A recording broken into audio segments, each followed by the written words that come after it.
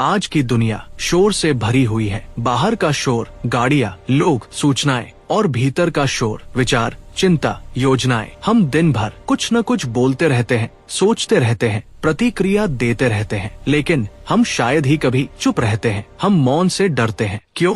क्योंकि मौन में हम खुद से मिलते हैं, और खुद से मिलना आसान नहीं होता। भगवान बुद्ध ने मौन को कमजोरी नहीं, शक्ति बताया। उन्होंने कहा, जब शब्द रुकते हैं तभी सत्य दिखाई देता है। बुद्ध और मौन का गहरा संबंध। बुद्ध बहुत कम बोलते थे। कभी कभी वे प्रश्न का उत्तर शब्दों से नहीं देते थे, वे मौन रहते थे। इस मौन को इतिहास में कहा गया आर्य मौन। ये मौन अज्ञान नहीं था, ये मौन गहरी समझ से आया था। बुद्ध ने मौन क्यों चुना? बुद्ध ने देखा, अधिकतर समस्याएं शब्दों से नहीं, शब्दों की अधिकता से पैदा होती है। हम बोलते हैं बिना सुने, बिना समझे, बिना रुके, और फिर पछताते हैं। बुद्ध कहते हैं, जो कहना जरूरी नहीं उसे कहना अशांति पैदा करता है। मौन का अर्थ बोलना बंद कर देना नहीं है। मौन का अर्थ है अनावश्यक प्रतिक्रिया का अभाव। आप बोल सकते हैं लेकिन भीतर से शांत रह सकते हैं। आप चुप हो सकते हैं लेकिन भीतर से शोर मचा सकते हैं। इसलिए बुद्ध कहते हैं, मौन बाहर से नहीं, भीतर से शुरू होता है। बोलना और प्रतिक्रिया। बहुत बार हम बोलते नहीं,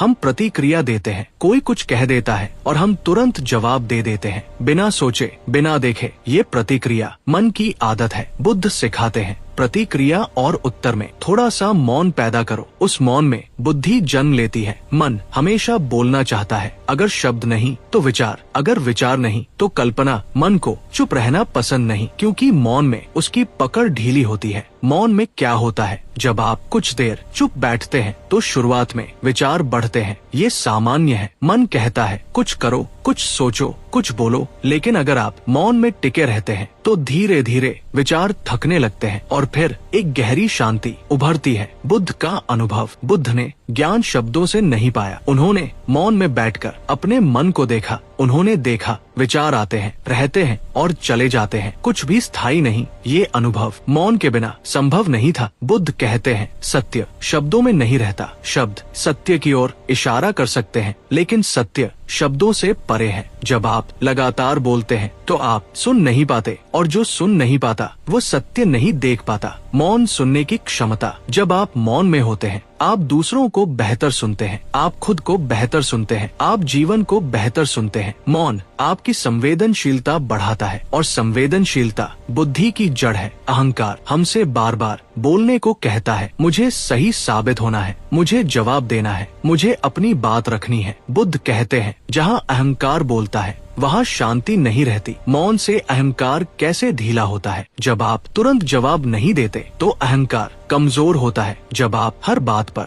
अपनी राय नहीं देते तो मन हल्का होता है। मौन अहंकार को सीधे चुनौती देता है। मौन करुणा को जन्म देता है। जब आप बोलना कम करते हैं तो समझना बढ़ता है। आप देखते हैं हर इंसान अपने संघर्ष से गुजर रहा है। जब यह दिखता है तो कठोर शब्द अपने आप गिर जाते हैं। एक सरल उदाहरण, कोई व्यक्ति आपसे कठोर शब्दों में बात करता है। आपके पास दो विकल्प है, तुरंत जवाब देना, मौन रखना। अगर आप मौन रखते हैं तो अक्सर स्थिति बदल जाती है, क्योंकि शोर शोर से नहीं शांति से टूटता है। बहुत लोग मौन से डरते हैं क्योंकि मौन में उनके डर सामने आते हैं। दबा हुआ दुख, अनकही थकान, अधूरी इच्छाएं। लेकिन बुद्ध कहते हैं, जो सामने आता है उसी को देखना मुक्ति है। मौन से भागना नहीं। अगर मौन में अशांति दिखे तो भागो मत। वही अशांति देखे जाने पर घुल जाती है। मौन दर्पण है, वो कुछ नया नहीं लाता, वह केवल दिखाता है। अब तक हमने समझा मौन की वास्तविक परिभाषा। बुद्ध और मौन का संबंध।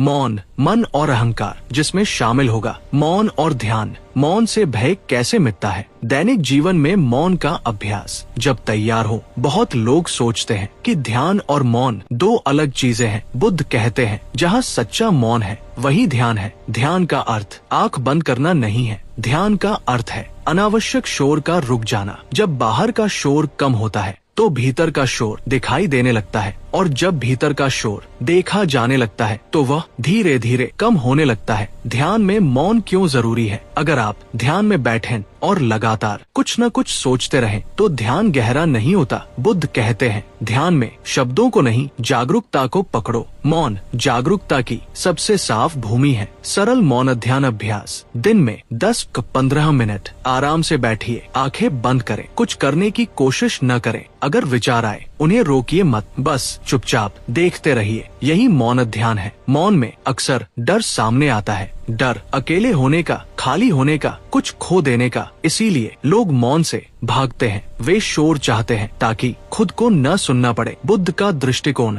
डर को देखो। बुद्ध कहते हैं, जिससे तुम भागते हो वही तुम्हें नियंत्रित करता है, और जिसे तुम देखते हो वो कमजोर हो जाता है। जब मौन में डर आए तो उससे लड़ो मत, बस देखो ये डर है, ये कोई सत्य नहीं, ये एक भावना है। डर का स्वभाव। डर स्थायी नहीं होता, वो आता है, कुछ देर रहता है और चला जाता है, लेकिन हम उसे पकड़ लेते हैं। मौन डर को खुला छोड़ देता है, और खुला छोड़ा हुआ डर धीरे धीरे घुल जाता है। आज हम बहुत जल्दी निर्णय लेते हैं, अक्सर बिना सोचे, और फिर पछताते हैं। बुद्ध कहते हैं, निर्णय से पहले मौन चाहिए। मौन से स्पष्टता। जब आप किसी निर्णय से पहले कुछ समय मौन में रहते हैं तो मन शांत होता है, और शांत मन बेहतर निर्णय लेता है। मौन आपको सही और गलत नहीं सिखाता, मौन आपको स्पष्ट बनाता है। रिश्तों में सबसे ज्यादा नुकसान शब्द करते हैं। हम जो कहना नहीं चाहिए वही कह देते हैं, और जो कहना चाहिए वह नहीं कहते। मौन से रिश्ते कैसे बदलते हैं? जब आप हर बात पर तुरंत प्रतिक्रिया नहीं देते तो रिश्ते सांस लेने लगते हैं। मौन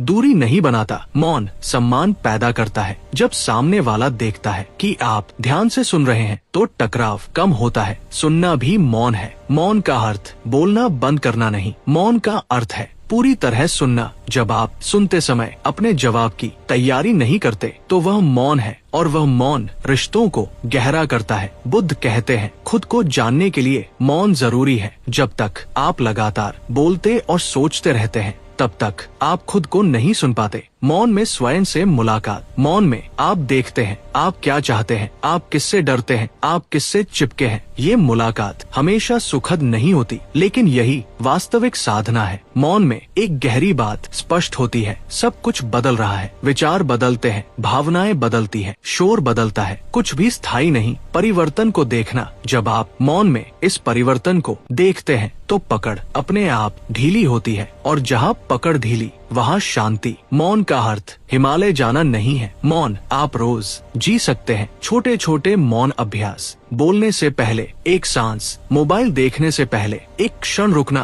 प्रतिक्रिया से पहले थोड़ी चुप्पी। ये छोटे मौन मन को प्रशिक्षित करते हैं। कुछ लोग सोचते हैं मौन कमजोरी है। बुद्ध कहते हैं, मौन कायरता नहीं है, मौन चेतन चुनाव है। जब आप बोल सकते हैं लेकिन नहीं बोलते तो वह मौन शक्ति बन जाता है। मौन और साहस। मौन रखने के लिए साहस चाहिए, क्योंकि मौन में आप अपने मन के सामने खड़े होते हैं। बुद्ध कहते हैं, यही वास्तविक वीरता है। अब तक हमने समझा मौन और ध्यान का संबंध। मौन से डर कैसे घुलता है? न कोई तकनीक नहीं है, मौन एक जीवन शैली है। जब आप मौन को अपने जीवन में स्थान देते हैं तो आप पाते हैं आप कम बोलते हैं लेकिन ज्यादा स्पष्ट होते हैं। आप कम प्रतिक्रिया देते हैं लेकिन ज्यादा समझदार होते हैं। मौन जीवन को धीमा करता है, और जब जीवन धीमा होता है तो वह गहरा हो जाता है। मौन और आंतरिक शक्ति। बुद्ध कहते हैं, जो व्यक्ति हर समय बोलता है वो अपनी शक्ति शब्दों में खो देता है, और जो व्यक्ति मौन को समझता है वो अपनी शक्ति संभाल कर रखता है। मौन कमजोरी नहीं, संचय है। बुद्ध के अनुसार सबसे शुद्ध कर्म वो है जो मौन से जन्म ले। जब आप मौन में रहते हैं तो आपके कर्म कम आवेग से, कम गुस्से से, कम डर से होते हैं, और यही कर्म कम दुख पैदा करते हैं। मौन से गलत कर्म कैसे रुकते हैं? बहुत से कर्म इसलिए गलत होते हैं क्योंकि वे जल्दबाजी में किए जाते हैं। एक शब्द, एक संदेश, एक प्रतिक्रिया, और फिर पछतावा। मौन उस जल्दबाजी को तोड़ देता है। करुणा शब्दों से नहीं आती, करुणा समझ से आती है, और समझ मौन में पैदा होती है। जब आप मौन में किसी को सुनते हैं तो आप उसके दर्द को महसूस करते हैं, और जब दर्द महसूस होता है तो करुणा स्वाभाविक हो जाती है। करुणा का मौन रूप कभी कभी सबसे बड़ी मदद। कोई शब्द नहीं होता, बस उपस्थिति। बुद्ध कहते हैं, जब कोई दुखी हो तो पहले मौन बनो। शब्द बाद में। अहंकार हमसे बार बार बोलने को कहता है, मुझे सही साबित होना है, मुझे अंतिम शब्द कहना है। मौन अहंकार को सबसे ज्यादा असहज करता है। मौन में अहंकार क्यों कमजोर होता है? क्योंकि मौन में अहंकार को दिखाने के लिए कुछ नहीं मिलता, न तर्क, न बहस, न प्रदर्शन। मौन अहंकार को भूखा रखता है, और भूखा अहंकार धीरे धीरे ढीला पड़ता है। बुद्ध के अनुसार स्वतंत्रता का अर्थ है मन का गुलाम न होना। जब आप हर विचार पर प्रतिक्रिया नहीं देते तो आप स्वतंत्र हो जाते हैं। मौन इस स्वतंत्रता का पहला द्वार है, भीतर की आजादी। जब आप मौन में ठीक रहने लगते हैं तो बाहर की परिस्थितियाँ कम प्रभावित करती है। आप जान जाते हैं, मैं ठीक हूँ, भले ही सब ठीक न हो। ये गहरी आजादी है। मौन का परिपक्व रूप भागना नहीं है। परिपक्व मौन सजग होता है। आप जानते हैं कब बोलना है और कब नहीं। बुद्ध कहते हैं, सही शब्द सही समय पर सही मौन से जन्म लेते हैं। मौन और सत्य। सत्य चिल्लाता नहीं, सत्य मौन में स्वयं प्रकट होता है। जब आप पर्याप्त चुप होते हैं तो जीवन आपसे बात करने लगता है। आपको सन्यासी बनने की जरूरत नहीं, आप साधारण जीवन में मौन जी सकते हैं। दैनिक मौन सूत्र। सुबह उठकर कुछ क्षण मौन बोलने से पहले एक सांस, रात को दिन की हल्की समीक्षा। ये छोटे अभ्यास जीवन की दिशा बदल देते हैं। शांति कुछ पाने से नहीं आती, शांति कुछ छोड़ने से आती है। और सबसे पहले जो छोड़ना होता है वो है अनावश्यक शब्द। जब शब्द कम होते हैं तो मन